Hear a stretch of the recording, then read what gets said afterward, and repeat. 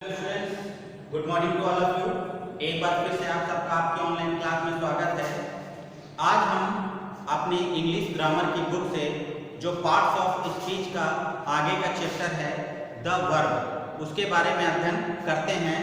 और आइए देखते हैं हम कि ये जो चैप्टर है द वर्ब, अर्थात इसे हम कहते हैं क्रिया। क्रिया क्या होती है, इसके बारे में हम और अधिक अध्ययन करेंगे। तो चलिए आइए हम देखते हैं चैप्टर द वर्ब। क्रिया। A verb is a doing word, अर्थात ए वर्ब, वर्ब मतलब क्रिया, इज है ए डूइंग वर्ड, करने वाला कोई शब्द। अर्थात हम कह सकते हैं कि verb is a word which says something about any person or thing or shows the work which a person or thing does। क्रिया वह शब्द है जो किसी भी व्यक्ति या वस्तु के विषय में कुछ कहता है या वो व्यक्ति या वस्तु क्या कर रहा है उसके द्वारा किए गए कार्य को प्रकट करता है, उसे हम क्रिया कहते हैं। एक शब्द में हम इसकी डेफिनेशन को शॉर्ट में ऐसे भी लिख सकते हैं कि ए verb is a doing word. A verb is a doing word. कह सकते हैं हम कि वह शब्द जो किसी व्यक्ति वस्तु के विषय में कुछ कहे या उस व्यक्ति या वस्तु द्वारा किए गए कार्य को प्रकट करें, तो ऐसे शब्दों को हम क्या कहते हैं? क्रिया कहते हैं, यानी कि वर्ब। और आइए हम जानते हैं अब वर्ब, वर्ब के प्रकार के बारे में। तो अब हम देखेंगे kinds of verb. Kinds of verb अर्थात क्रिया के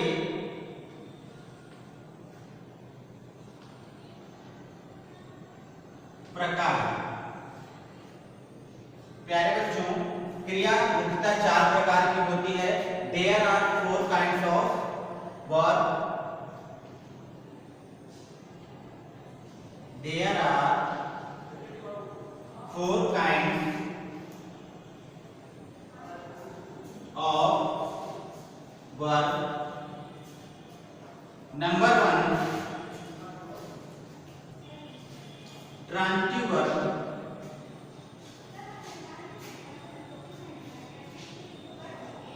ट्रांजिटिव वर्ब सकर्मक क्रिया।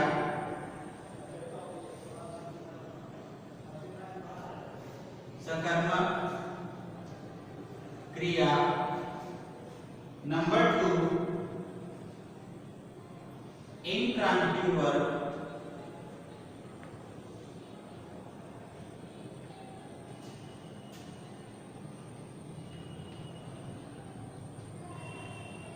इंट्रांजिटिव वर्ब अर्थात अकर्मक क्रिया।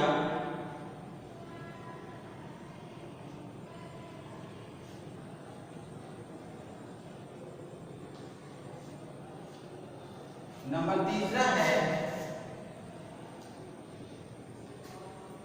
Auxiliary verb.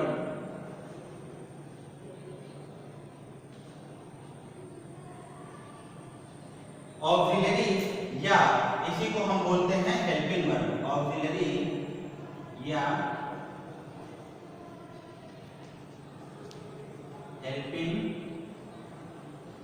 वर्ब अर्थात सहायक क्रिया।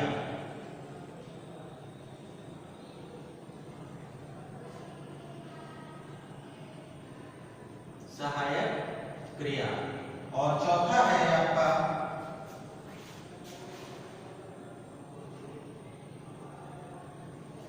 चौथा पॉइंट है आपका लिंकिंग वर्ब।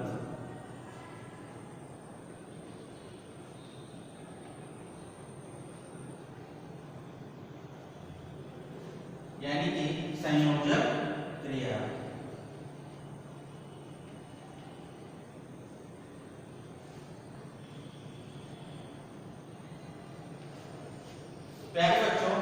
प्रकार आपका जो वर्ब है वो मुख्यतः 4 प्रकार का होता है।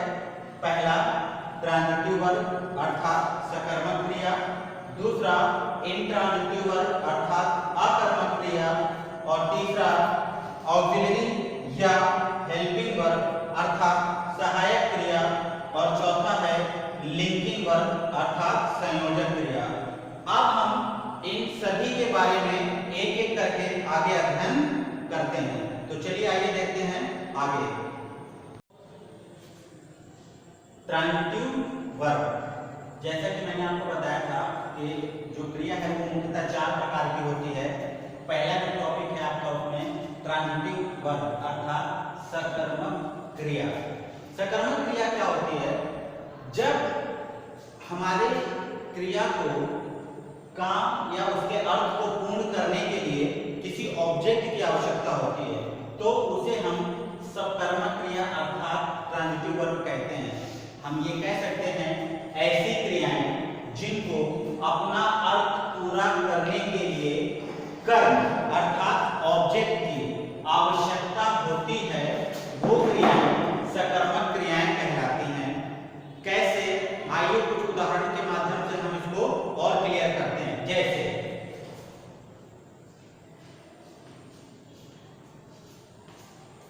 जैसे अगर मैं लिखूं ही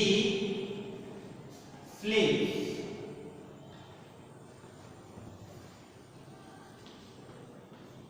अर्थात वह सोता है, वह सोता है।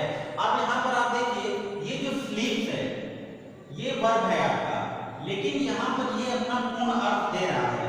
इसका अर्थ होगा वह सोता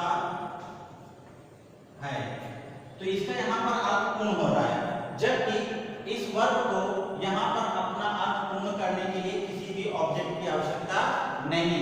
किंतु अगर मैं वहीं पर आपसे कहूं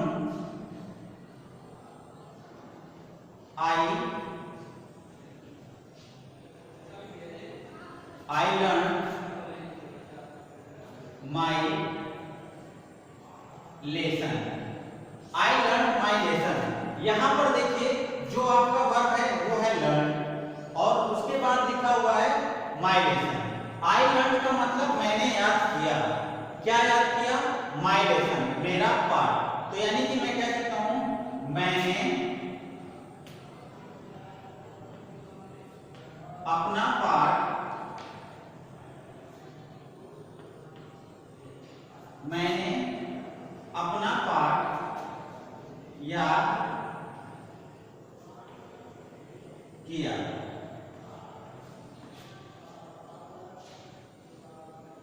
मैंने अपना पाठ याद किया। यहां से आप देख रहे हैं कि ये जो वर्ब है इसे अपने अर्थ को पूरा करने के लिए, पूर्ण करने के लिए एक ऑब्जेक्ट की आवश्यकता हुई जिसे इसका अर्थ पूरा हो सके।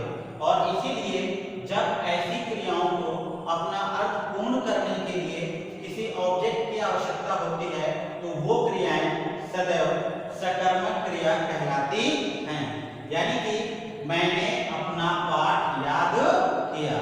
और बच्चों इसी प्रकार से जो दूसरा आपका जो डेफिनेशन है आपका, मैंने बताया था आपको इंट्रांजिटिव वर्ब।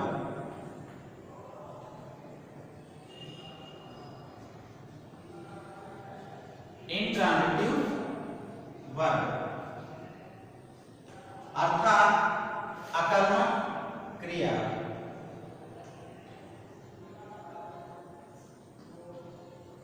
अकर्मक क्रिया, यहां से आप समझ चुके हैं जिन क्रियाओं को अपना अर्थ पूरा करने के लिए कर्म की आवश्यकता होती है वो सकर्मक कहलाती हैं। और यहां पर हम कह सकते हैं कि ऐसी क्रियाएं जिनको अपना अर्थ पूरा करने के लिए कर्म की आवश्यकता नहीं होती है वे क्रियाएं अकर्मक क्रियाएं कहलाती हैं।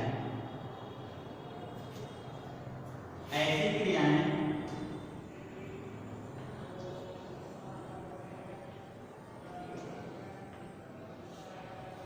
जिनको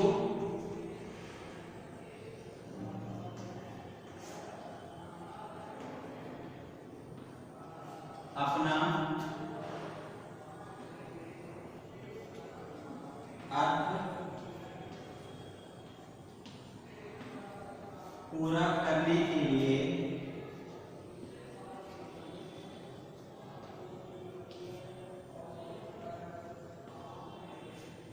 कर्म अर्थात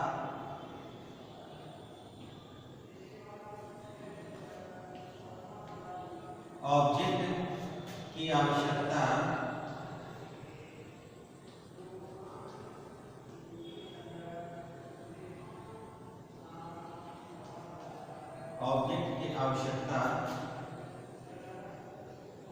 नहीं होती है।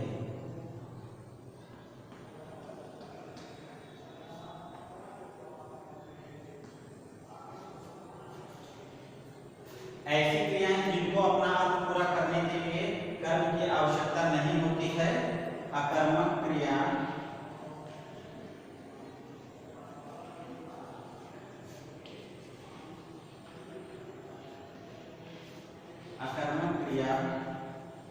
कहलाती है।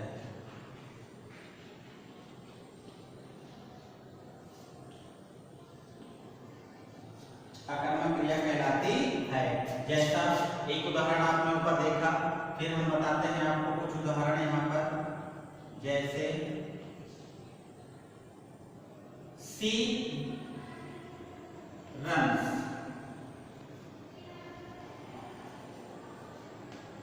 अर्थात वह दौड़ती है। यहाँ पर ये जो रन है आपका, ये क्रिया है और ये अपना पूर्ण अर्थ प्रकट करता है। वह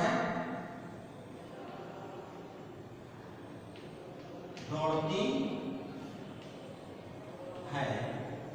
तो हम कह सकते हैं यहाँ पर हमें इस वर्ब को अर्थ के पूरा करने के लिए किसी भी प्रकार की कोई ऑब्जेक्ट की आवश्यकता नहीं है। अर्थात ये जो क्रिया है हमारी, ये कैसे हो गई? Intransitive verb. और सेम इसी में हमने पहला उदाहरण जो ऊपर देखा था, ही स्लीप्स, वह सोता है। तो यहाँ पर भी यह अपना पूर्ण अर्थ प्रकट करता है, अर्थात यह आपका इंट्रांजिटिव वर्ब में है। थर्ड है आपका ऑक्सिलरी और हेल्पिंग वर्ब, अर्थात सहायक क्रिया। सहायक क्रिया आप नाम से समझ पा रहे होंगे। सहायक, सहायक अर्थात मतलब कि जो किसी की सहायता करता है वो होता है सहायक।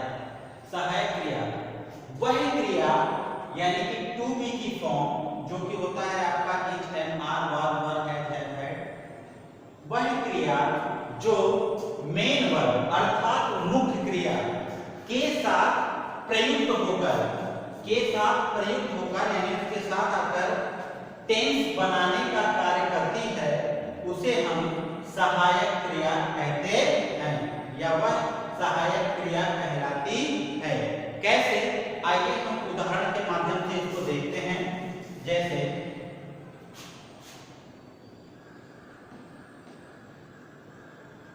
he is going। इस उदाहरण में आप देखिए, he means वह, it means है, going means जा रहा, वह जा रहा है, वह जा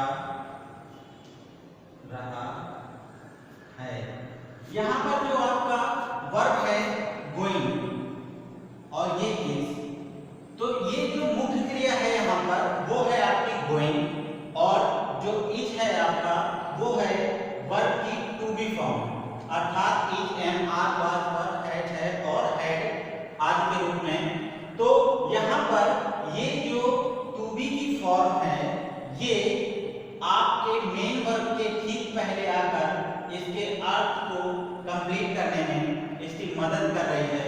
इसलिए यह यहाँ पर एक सहायक के रूप में कार्य कर रही है, अर्थात जो इज है वो यहाँ पर हेल्पिंग वर्ब का काम कर रही है। अर्थात हम कह सकते हैं कि ही इज गोइंग, वह जा रहा है में इज जो है वो मुख्य क्रिया गोइंग से पहले आकर इसकी सहायता करती है, अर्थात इज आपका हेल्पिंग वर्ब है।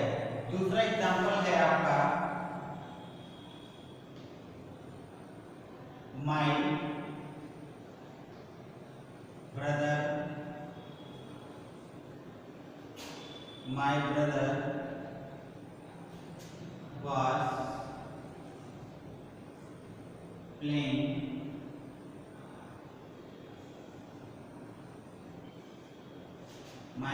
was playing cricket.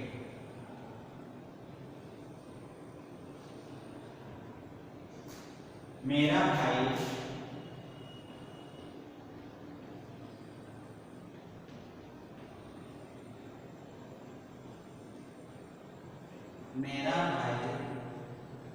क्रिकेट खेल रहा था।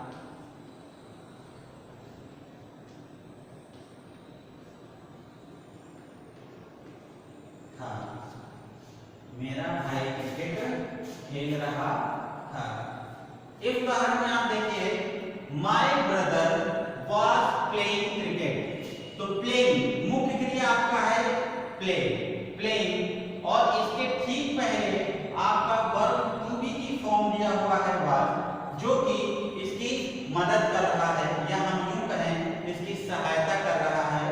तो इसलिए यह यहाँ पर एक सहायक क्रिया के रूप में काम कर रहा है। हम कह सकते हैं my brother was playing cricket, अर्थात मेरा भाई क्रिकेट खेल रहा था।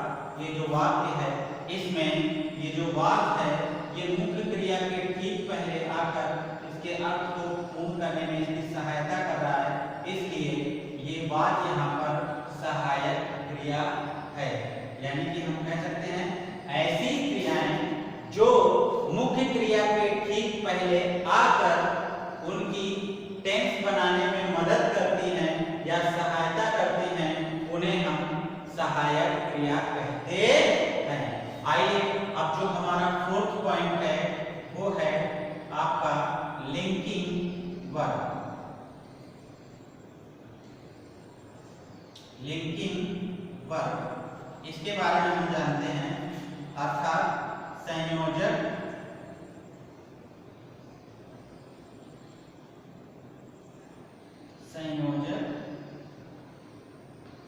क्रिया।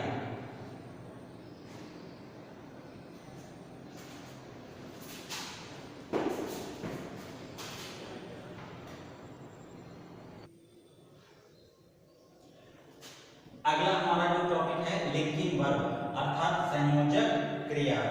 वह क्रिया टू बी जो सब्जेक्ट अर्थात कर्ता और कॉम्प्लीमेंट अर्थात पूरक को जोड़ने का काम करती है, संयोजक क्रिया कहलाती है। जैसे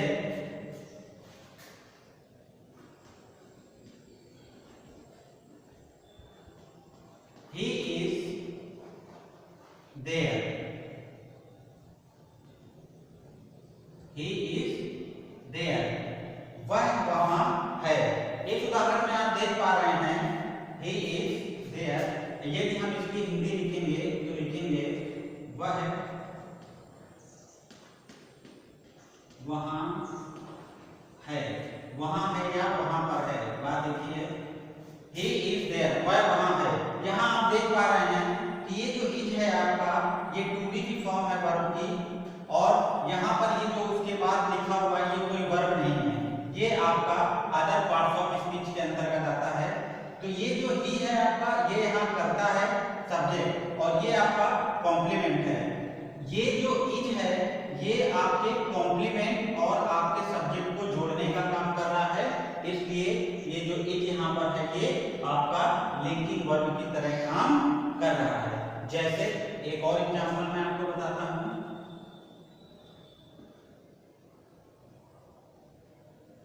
माय फादर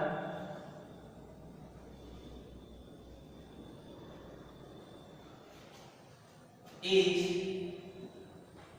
an honest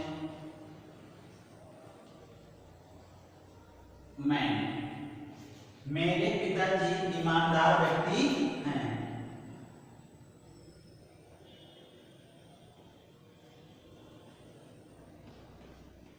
मेरे पिताजी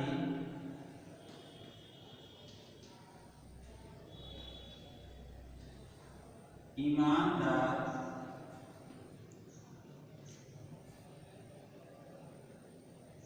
व्यक्ति हैं।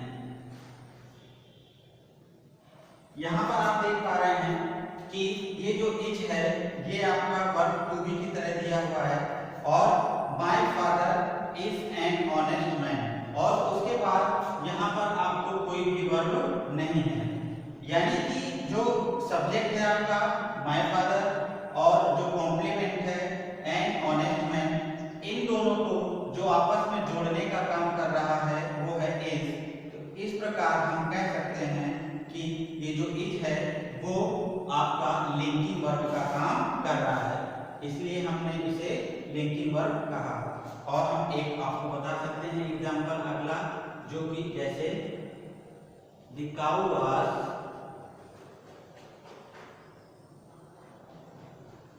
ब्लैक, गाय काली थी,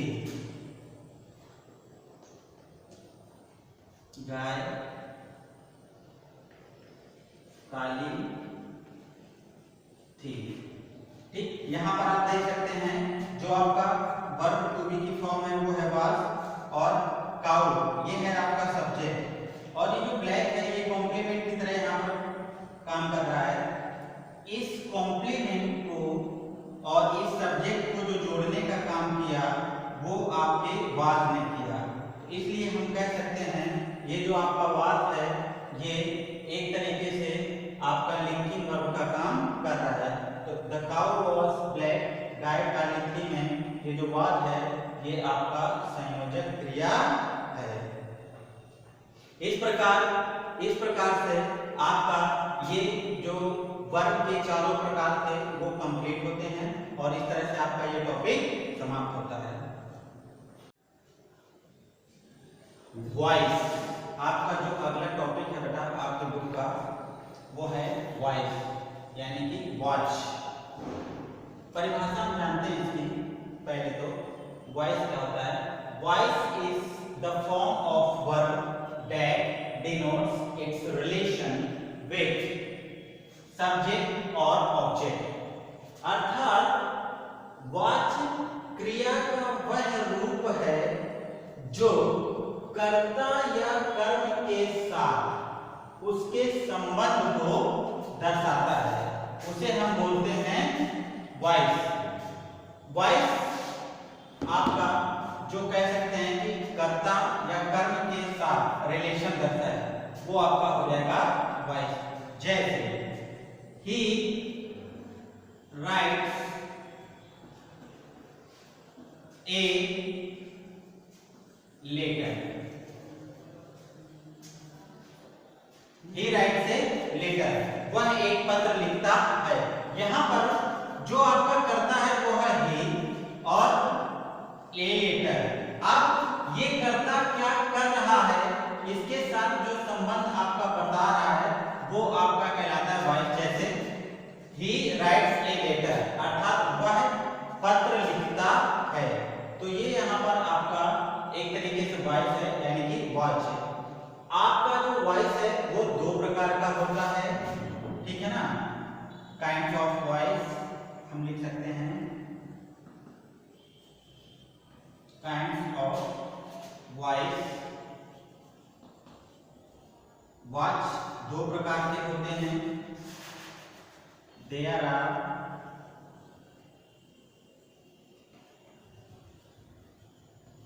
to kinds of voice. Number 1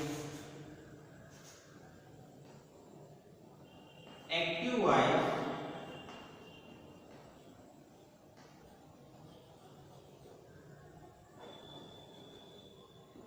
active voice, और नंबर 2 पैसिव वॉइस।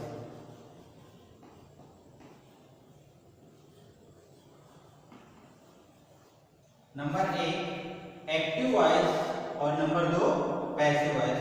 इस प्रकार से आपका जो वॉइस है वो दो प्रकार का होता है, एक एक्टिव वॉइस और पैसिव वॉइस। तो आइए अब हम आगे इनके बारे में अध्ययन करते हैं कि एक्टिव वॉइस क्या होता है और पैसिव वॉइस क्या होता है। यहाँ पर जो हमारा पहला पॉइंट है एक्टिव वॉइस। एक्टिव वॉइस यानी कि कर्तवाची। इसमें कर्ता स्वयं किसी काम को करता है, यानी कि जो हमारा एक्टिव वॉइस होता है उसमें जो करता है वो स्वयं किसी काम को करता है। जैसे ही राइट्स ए लेटर, अर्थात वह एक पत्र लिखता है। तो यानी कि यहाँ पर आप देख पा रहे हैं कि जो पत्र लिखने का काम है वो कौन कर रहा है? ही। पत्र कौन लिखता है? वह। अर्थात ये जो हमारा ही है वो सब्जेक्ट है। और यही मैंने आपको बताया यहाँ पर एक्टिव वॉइस में कि कर्ता स्वयं किसी काम को करता है, तो वो हमारा कहलाता है एक्टिव वॉइस। यहाँ पर जो सब्जेक्ट है आपका वो है ही, और यही यहाँ पर पत्र लिखने का काम स्वयं करता है। तो उस प्रकार हमने कहा कि जो स्वयं किसी काम को करता है वो कहलाता है एक्टिव वॉइस। अब दूसरा है हमारा पैसिव वॉइस, अर्थात कर्मवाच्य। यहाँ पर जो हमारा ऑब्जेक्ट है कर्म, उससे जब कोई काम करवाया जाता है, यानी कि इसमें कर्म के द्वारा काम को कराया जाता है, तो उसे हम बोलते हैं पैसिव वॉइस, अर्थात कर्मवाच्य। जैसे देखिए यहाँ पर मैंने आपको बताया था कि ही राइट्स ए लेटर, वह एक पत्र लिखता है। लेकिन अब यहाँ पर जो है a letter is written by him, यानी कि एक पत्र उसके द्वारा लिखा जाता है। अब यहाँ पर जो है एक पत्र को लिखवाने का काम किया जा रहा है, किसके द्वारा? हिम, उसके द्वारा। यानी कि जो यहाँ पर हमारा ऑब्जेक्ट था वो यहाँ पर कर्ता के रूप में काम कर रहा है, और ऑब्जेक्ट से काम करवाया गया, यानी कि ए लेटर, एक पत्र लिखा गया है, किसके द्वारा? उसके द्वारा। तो यहाँ पर हमने आपको बताया a letter is written by him, एक पत्र उसके द्वारा लिखा गया है। ये यहाँ पर आपका पैसिव वॉइस का काम करता है। अर्थात हम कह सकते हैं जहां पर कर्ता स्वयं काम को करता है उसे हम एक्टिव वॉइस कहते हैं, और जहां पर हमारा जो कर्म से काम करवाया जाए या जहां पर कोई भी कर्म के द्वारा काम को किया जाता है उसे हम पैसिव वॉइस कहते हैं। बच्चों, एक्टिव वॉइस को पैसिव वॉइस में बदलने के लिए कुछ रूल्स होते हैं, उनको जानना जरूरी होता है, जिससे उसके पहले हमें टेंस की जानकारी होनी चाहिए। और यहाँ पर आप देख पा रहे हैं कि जो यहाँ पर सब्जेक्ट था वो यहाँ पैसिव वॉइस में ऑब्जेक्ट बन गया, और जो यहाँ पर ऑब्जेक्ट था वो पैसिव वॉइस में सब्जेक्ट बन गया, और यहाँ पर वर्ब की थर्ड फॉर्म का प्रयोग किया गया।